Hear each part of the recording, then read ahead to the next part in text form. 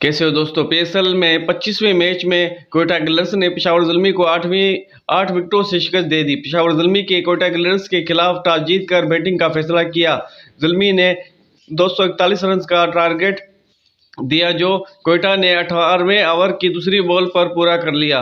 कोयटा गिल्लर्स की पीएसएल की तारीख की सबसे बड़ी हदफ का कामयाबी ताकीब का है जो 243 रन है। कोयटा गिल्लर्स ने 241 रन के ताकीब में इनिंग का आगाज किया तो इसकी पहली विकेट 41 रन पर गिरी।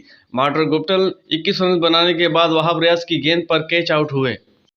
इनके बाद विल स्मिथ ने 22 गेंदों पर 26 रन बनाए जिसके बाद वो मुजीबुल्लाह की गेंद पर कैच आउट हो गए। जेसन रॉय ने 5 छक्कों और 20 चौकों किए 63 गेंदों पर 145 की शानदार इनिंग खेली और नॉट आउट रहे।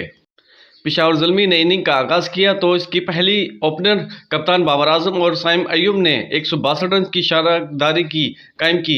कोयटा गिल्लर्स 14वें ओवर तक ज़ुल्मी की कोई विकेट ना गिरा सके। साइम अयूब ने 5 छक्कों और 6 चौकों के अलावा 74 रन की उम्दा इनिंग खेली जिसके बाद वो मोहम्मद नवाज की गेंद पर कैच आउट हो गए। कप्तान बाबर आजम ने 65 गेंदों पर 3 छक्कों और 15 चौकों के अलावा 115 रन की शानदार इनिंग खेली जिसके बाद वो रन आउट हुए। पॉइंट टेबल की दिखाया जाए तो पेशावर ज़ुल्मी ने 8 पॉइंट के साथ चौथे नंबर पर है जिसने कुल 7 मैच खेले जिनमें से 4 जीते और 3 मैच हारे हैं। कोयटा की अगर बात की जाए तो इन्होंने 8 मैच खेले हैं जिसमें से 2 जीते हैं और 6 हारे हैं। इस टूर्नामेंट में दोनों टीमों के दरमियान एक मैच खेला गया जो पेशावर ज़ुल्मी ने जीता है। 20 फरवरी को खेले गए मैच में पेशावर ज़ुल्मी ने कोयटा गिल्लर्स को 4 विकेटों से हराया था।